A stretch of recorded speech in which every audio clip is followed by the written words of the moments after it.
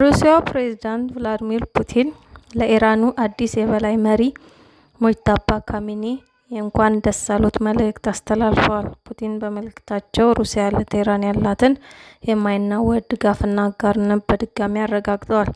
ፑቲን በላኩት የእንኳን ደስ አሎት የቴሌግራም መልእክት ሙጅተባ ካሚኒ የአባታቸውን ስራ በክብር እንደሚቀጥሉና የኢራን ሕዝብ በዚህ ከባድ ፈተናና ጦርነት ወራት እንደሚያስተባብሩ ያላቸውን እምነት ገልጸዋል። ሩሲያ ለኢራን እስላማዊ ሪፐብሊክ ምንጊዜም ታማኝ አጋር ሆና እንደምትቀጥል አክለውም ገልጸዋል። የፑቲን ድጋፍ የመጣው የቀድሞ የበላይ መሪ አያቶላ አሊ ካሚኒ መገደላቸውን ዓለም አቀፍ ሕግን የጣሰ ድርጊት ሲሉ በጽኑ ካወገዙ በኋላ ነው። በፕሬዝዳንት ትራምፕ የሚመራው ዋይት ሀውስ አዲሱን መሪ ሙጅተባን ተሰሚነት የሌለው ልምድና አእምሮ ጥንካሬ የሌለው በማለት ቢያጣጥሏቸውም የፑቲን መልእክት ግን አዲሱ መሪ በዚህ አስቸጋሪ ወቅት ሀገሪቱን ለመምራት ከፍተኛ ጥንካሬና ቆራጥነት እንደሚጠይቃቸው አጽንኦት ሰጥተዋል። የሰሜን ኮሪያው መሪ ኪም ጆንግ ኡን በበኩላቸው ለሙጅተባ ካሚኒ እንኳን ደስ አለው መልእክት የላኩ ሲሆን አዲሱ አመራር እስራኤልንና የምዕራባውያን ጫና የመቋቋም ስራውን አጠናክሮ እንደሚቀጥል ያላቸውን እምነት ገልጸዋል። ፕሬዝዳንት ትራምፕ ኢራን በቅርቡ ከዚህ ዓለም በሞት የተለዩትን የአያቶላ አሊ ካሚኒን ልጅ ሙጅተባ ካሚኒን ተተኪ መሪ አድርጋ መምረጧ ትልቅ ስህተት መሆኑን ገልጸዋል። ትራምፕ ሙጅተባን ተሰሚነት የሌለው ልምድና የአእምሮ ጥንካሬ የሌለውና ተቀባይነት የሌለው ተተኪ ሲሉ በተደጋጋሚ የገለጹ ሲሆን ቀጣይም የኢራኑ መሪ በመምረጥ ረገድ እሳቸው የግል ሚና ሊኖራቸው እንደሚገባም አሳስበዋል። ከኤቢሲ ኒውስ ጋር ቃለ ምልልስ ያደረጉት ትራምፕ ማንኛውም በቴህራን የሚሾም አዲስ መሪ ያለ አሜሪካ ይሁንታ ረጅም ጊዜ ሊቆይ እንደማይችል አስጠንቅቀዋል። ይህ የአሜሪካ መንግስት በኢራን ከፍተኛ አመራር ላይ ያለውን የቁጥጥር ፍላጎት የሚያሳይ ሆኗል። የአስተዳደሩ ባለስልጣናት በኢራን ውስጥ እንደ ቬኔዙዌላ አይነት የሽግግር ሂደት እንዲኖር ፍላጎታቸውን ገልጸዋል። ይህም አሁን ያለው አመራር ከአሜሪካ ጋር በቅርበት ለመስራት ፈቃደኛ በሆኑና ሰላምና መግባባትን ሊያረጋግጡ በሚችሉ ግለሰቦች መተካትን የሚያካትት እቅድ ነው። ምንም እንኳን አዲስ መሪ ቢሰየምም ዋይት ሀውስ በኢራን ላይ የያዘውን ወታደራዊ አቋም አልቀየረም። የእስራኤል መከላከያ ሰራዊት አይዲኤፍ በበኩሉ ማንኛውም የሟቹ አያቶ ተተኪ ወታደራዊ ኢላማ ተደርጎ እንደሚወሰድ ማስጠንቀቂያ ሰጥቷል። ይህ በእንዲህ እንዳለ በሁለቱ ሀገራት መካከል እየተካሄደ ያለው ወታደራዊ ግጭት ቀጥሏል። ኢራን አዲሱ መሪ መሾማቸውን ተከትሎ በእስራኤል ላይ የሚሳኤል ጥቃት የሰነዘረች ሲሆን እስራኤልም በኢራን ዋና ዋና ከተሞች ላይ አየር ጥቃት መፈጸሟን ቢቢሲ አማርኛና ሌሎች ዜና ምንጮች ዘግበዋል። የኢራን የባለሙያዎች ምክር ቤት ሙጅተባ ካሚኒን የአባታቸው አያቶላ አሊ ካሚኒ ተተኪ አድርጎ በአዲሱ የበላይ መሪነት በይፋ ከተሰየሙ ከጥቂት ሰዓታት በኋላ ኢራን አዲስ የሚሳኤልና የድሮን ጥቃቶችን የሰነዘረች ሲሆን የሀገሪቱ የውጭ ጉዳይ ሚኒስትር ሀገሪቱ በጥቃት ስር ባለችበት ወቅት ምንም አይነት የተኩስ አቁም ድርድር እንደማታደርግ አስታውቋል። በተጨማሪም ኢራን ስልታዊ ጠቀሜታ ያለው የሆርሙዝ የባህር መስመር ለትራንዚት ደህንነቱ ያልተጠበቀ መሆኑን በማሳወቅ ጥብቅ ማስጠንቀቂያ ሰጥታለች። የተባበሩት አረብ ኤሚሬት የመከላከያ ሚኒስቴር በበኩሉ ከኢራን የተተኮሱ 12 የባላስቲክ ሚሳይሎችንና 17 ድሮኖችን ማክሸፉን አስታውቋል። በዚህ ጥቃት የ4 ሰዎች ሕይወት ሲያልፍ ከ100 በላይ ሰዎች ደግሞ ቀላል ጉዳት ደርሶባቸዋል።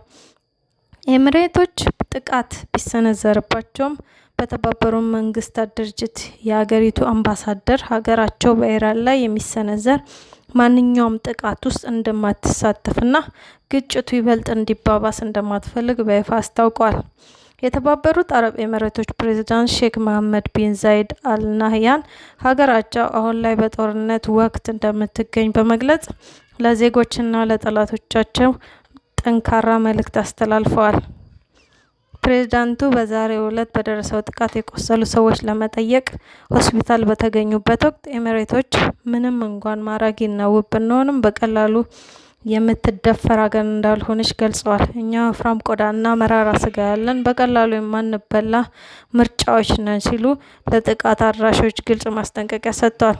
ፕሬዝዳንቱ አክለውም በሀገሪቱ የሚኖሩ ዜጎችና የውጭ ሀገር ነዋሪዎች በሙሉ መንግስታቸው አስፈላጊውን የደህንነት ጥበቃ እንደሚያደርግ ቃል ገብተዋል።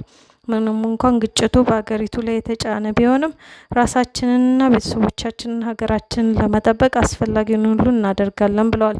በተባበሩት አረብ ኤሚሬቶች የደህንነት ስርዓት ላይ ያላቸውን ሙሉ እምነት የገለጹት ሼክ መሐመድ ቢን ዛይድ ሀገራቸው ከዚህ ቀውስ ይበልጥ ጠንካራ እንደምትወጣ አረጋግጠዋል። የኤሚሬትስ መከላከያ ሚኒስቴር አያይዞም 2 የሀገሪቱ ጦር አባላት በሄሊኮፕተር አደጋ ህይወታቸው ማለፉን የገለጸ ሲሆን አደጋው የተከሰተው በቴክኒክ ብልሽት ምክንያት መሆኑን አስታውቋል። ኳታርም በተመሳሳይ ሁኔታ ከፍተኛ የሚሳይልና የድሮን ጥቃቶች እንደደረሱባትና የአየር መከላከያ 17 ሚሳይሎችን ማክሸፏን ገልጻለች። የኳታር ጠቅላይ ሚኒስትር ኢራን የፈጸመችውን ጥቃት የክህደት እርምጃ ሲሉ የገለጹት ሲሆን ኳታር ግጭቱን በሰላም ለመፍታት ስታደርግ የነበረውን ጥረት የሚጻረር ነው ብለዋል። የኳታር አሚር ፕሬዝዳንት ትራምፕ በሰጡት ማስጠንቀቂያ ወታደራዊ እንቅስቃሴው መቀጠሉ ለዓለም አቀፍ ደህንነት ከባድ መዘዝ ሊኖረው እንደሚችል በመጥቀስ ቀውሱን በፖለቲካዊ መንገድ ለመፍታት አዲስ ጥረት እንዲደረግ አሳስበዋል። ይህ በእንዲህ እንዳለ በሳዑዲ አረቢያ አልካራጅ ግዛት በሚገኝ የመኖሪያ መንደር ላይ ከኢራን በተተኮሰ ሚሳኤል 2 የውጭ ሀገር ዜጎች መገደላቸውን የሀገሪቱ ሲቪል መከላከያ ገልጿል። ይህ ጥቃት የተፈጸመው የአሜሪካ ጦር የሚጠቀምበት የፕሪንስ ሱልጣን አየር ኃይል ጣቢያ አቅራቢያ ነው። የሳዑዲ አረቢያ መንግስት ከዛሬው ጥቃት በኋላ ለኢራን የከረረ ማስጠንቀቂያ አስተላልፏል። የሳዑዲ አረቢያ የውጭ ጉዳይ ሚኒስቴር ባወጣው መግለጫ ኢራን በአረብ ሀገራት የምትሰነዝረው ትንኮሳ በአስቸኳይ ካላቆመች ትልቅ ተሸናፊ እንደምትሆን አስታውቋል። የመከላከያ ሚኒስቴር ቃል አቀባይ ሜጀር ጀነራል ቱርኪ አልማሊኪ እንደገለጹት ዛሬ ወደ ሸይባ የነዳጅ መስክ ሲጓዝ የነበሩ 4 ድሮኖችን የሀገሪቱ አየር መከላከያ መትቶ ጥሏል። ሳዑዲ አረቢያ የኢራኑ ፕሬዝዳንት መስዑድ ፔዜሽኪያን ጥቃቱን አቁመናል በማለት ቅዳሜ ዕለት የሰጡትን መግለጫ ውድቅ ያደረገች ሲሆን ኢራን በተግባር ግን ያለምንም ምክንያት ትንኮሳዋን ቀጥላለች ስትል ከሳለች። የቀጠለው ጥቃት በሁለቱ ሀገራት የወደፊት ግንኙነት ላይ ከባድ መዘዝ እንደሚኖረው ያስጠነቀቀው ሚኒስቴሩ የሀገሪቱን ሉዓላዊነትና የነዳጅ ተቋማትን ለመጠበቅ አስፈላጊውን እርምጃ ለመውሰድና ለጥቃቱም ምላሽ ለመስጠት ሙሉ መብት እንዳለው በድጋሚ አረጋግጧል።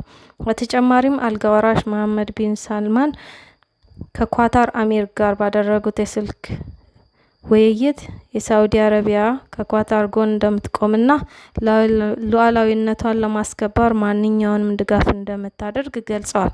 በተጨማሪም በኢትዮጵያ ማህበራዊ ሚዲያዎች ላይ ኢራን በአዲስ አበባ የሚገኘውን የአሜሪካ ኤምባሲ በሚሳኤል ደበደበች የሚሉ የሐሰት ወሬዎች ሲሰራጩ የቆዩ ቢሆንም የፈረንሳዩ ዜና አገልግሎት ኤኤፍፒ ይህ መረጃ ከእውነት የራቀ መሆኑን አረጋግጧል። ይሁን እንጂ የኢትዮጵያ አየር መንገድ በመካከለኛው ምስራቅ ባለው ጦርነት ምክንያት የበረራ መስመሮችን ለመቀየር በመገደዱ ከፍተኛ የገቢ ኪሳራ እየደረሰበት መሆኑ ተመላክቷል።